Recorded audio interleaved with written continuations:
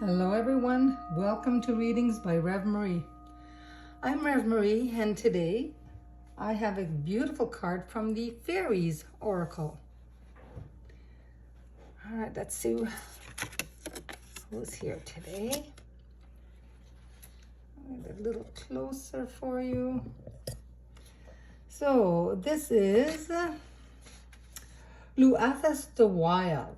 See, he looks pretty wild there. He's quite the fairy. He's filled with fire. And fire is associated with the creative life force. So this fairy fires us up, getting us, going, recharges our batteries and creative energies.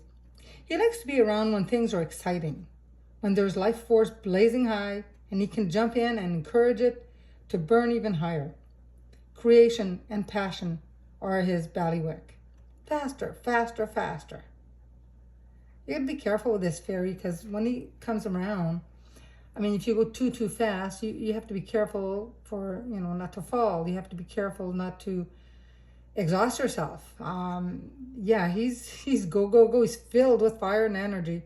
So the energies that are being brought to whatever position it represents, if I were to do a reading, I'd see other cards. And I'll pull another card for us. So it will energize whatever, project, whatever you're trying to do. And it tells us that it's important to think and act creatively. And it says that energy to do so is available. So if you're looking to do a project and this card's come up, it's telling you you will have the energy to do it.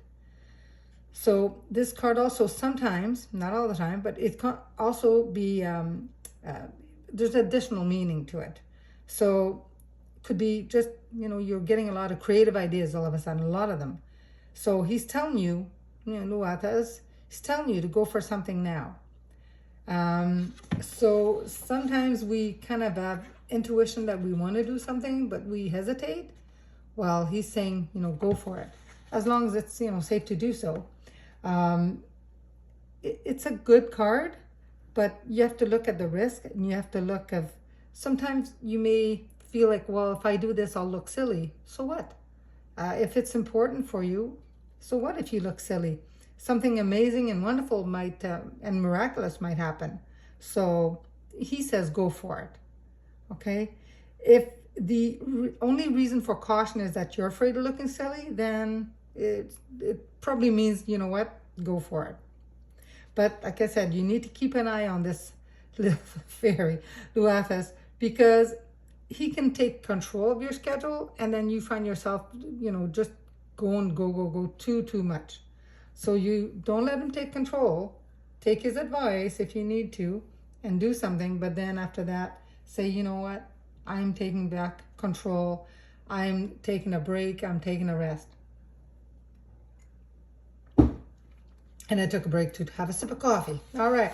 So I pulled out another card because with this, sometimes it's good to have another card and see what other projects or what he's talking about. So I pulled out this card here. Epona's wild daughter. Again, wild. Whoa. So in the bleakest part of the night, Dorcha comes, wearing her crown of fairy stars. She kneels on the ancient owl, bearer of the hidden wisdom of the night, and facing into the past with a clear, unflinching gaze, she holds us. We are held immobile, inwardly focused, and by her comforting yet implacable, light-filled hands. She asks riddles that often seem impossible to answer at first, and yet she will not let go until we find a solution. She is one of the great teachers of fairy, but her method of teaching makes Socrates' questions look like child's play. We must expect this of Dorcha, because her lessons are about the shadow side of ourselves, the things we fear, our insecurities, self-doubts, denials. She's a practitioner of tough love therapy. So here you have somebody telling you, go for it, go. And she's saying, well, I'm teaching you, wisdom. I'm teaching you tough love. So when she comes like this, with riddles and that, the riddles have to be answered. And it's not easy sometimes with riddles. I mean, I get that. But there's got to be something that we cannot go forward about until we face something in ourselves. So, we can ask ourselves, and we sit in quiet for a few minutes and ask ourselves, what's holding us back? What is holding me back? So she's come to us to tell us that we need to work through this. There's some kind of urgency that we can get help from other people when needed, from the fairies, from our dreams, but we have to be open to these difficult questions and answers and ready to face things about ourselves we're not, or we don't wish it to be, or whatever. So she urges us to heal the unresolved issues about who we really are and what we truly want to be. So, this is, we're transforming, and this new year's bringing new changes. So these cards kind of all go in a little puzzle, whether it's a message from your angels or this. And like her answers to the riddles that she's talking about in our shadow self will come sometimes in a sudden burst of enlightenment.